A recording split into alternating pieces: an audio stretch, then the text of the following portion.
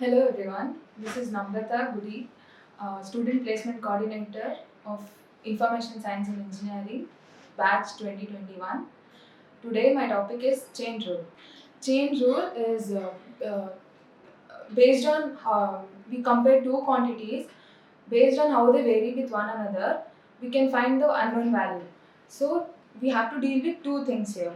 One is direct proportionality and indirect proportionality, or you can call it as inverse proportionality also. So direct proportionality is how,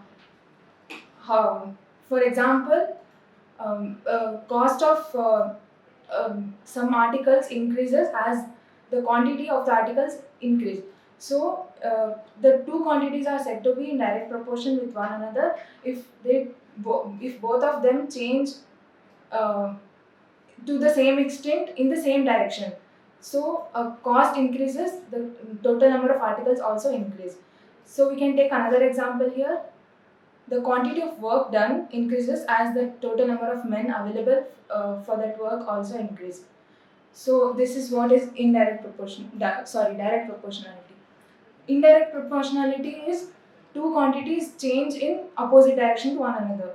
So time required to complete a piece of work decreases as the total number of men available to uh, to work on that particular work increases. So time and men are inversely proportional to one another. We can take another example. Speed of a vehicle increases, the time required to complete a distance decreases. So speed is inversely proportional to time, and we can relate the same thing to direct proportionality as speed is directly proportional to distance. So as speed increases, the distance covered will also increase. So yeah, we'll solve some problems on this, we'll get to know. So the first problem is, if 15 toys cost rupees 234, what do 35 toys cost? So here we can see the toys are 15 in number and the cost is 234, and toys cost, the total quantity is directly proportional to the cost. So um, so the quantities of same set will be in if they are in direct proportion to one another, it will be in on the same side of the equation with a division sign in between them.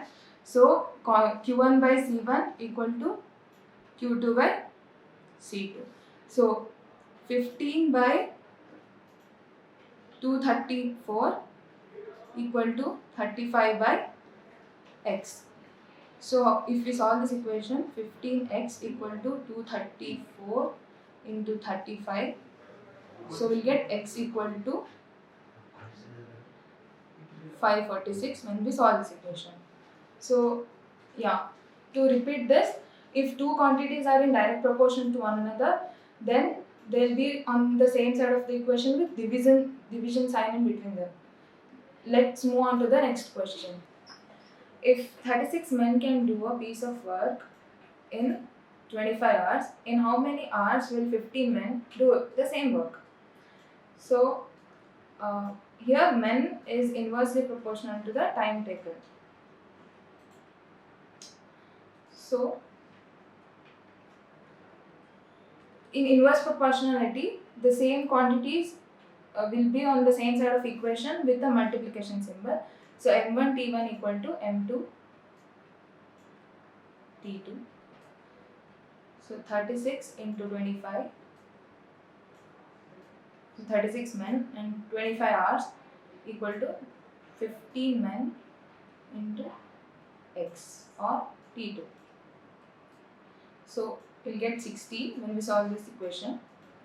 So to repeat the same thing, if two quantities are in inverse proportion with one another, then they'll be on the same side of equation with multiplication symbol. Let's move on to the third question. Okay. Third question says, if 20 men can build a wall 56 meters long in 6 days, what length of a similar wall can be built by 35 men in 3 days? So, we have solved the equation. We have solved one problem on direct proportionality and another one on inverse proportionality. Now, we'll combine those two. So, men is inversely proportional to the time taken. So, as the number of men increases, the time taken will decreases. So, these two are in inverse proportionality. But the number of men is directly proportional to the work completed. So, as more number of men, the work will be more that is completed.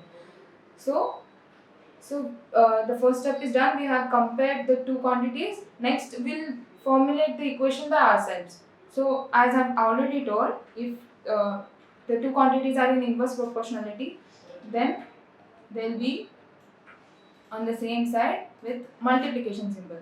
And if they are in direct proportionality, then they'll be with division symbol. So, we have done the equation. So, M1 T1 by W1.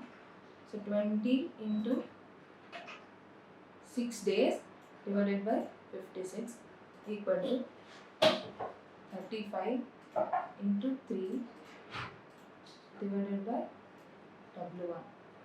So, cross multiplying 20 into 6 into W equal to 35 into 3 into 56. So, when we solve this, we get 14. So simply I have to compare how the two quantities vary with one another. If directly proportional, then division symbol. Inversely proportional, multiplication symbol. So formulate equations by yourselves.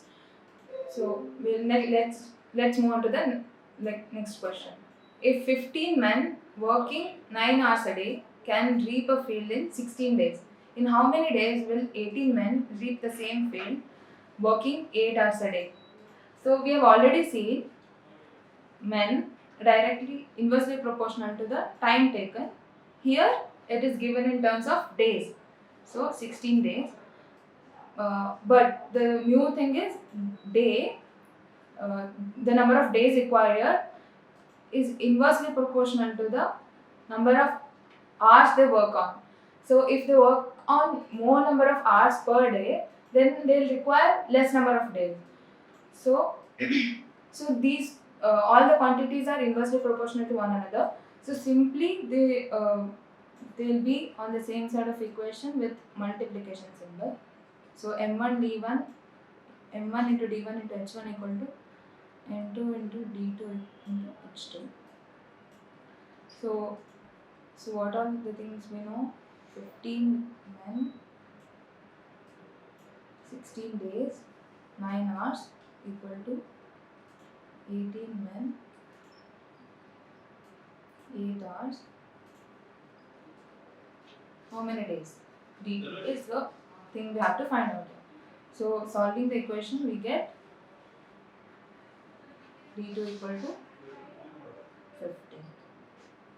So in short, you find out the relationship between the two quantities, how they vary with one another, and then you based on how whether it is inversely proportional or directly proportional, you can formulate the equation by yourself and then solve it.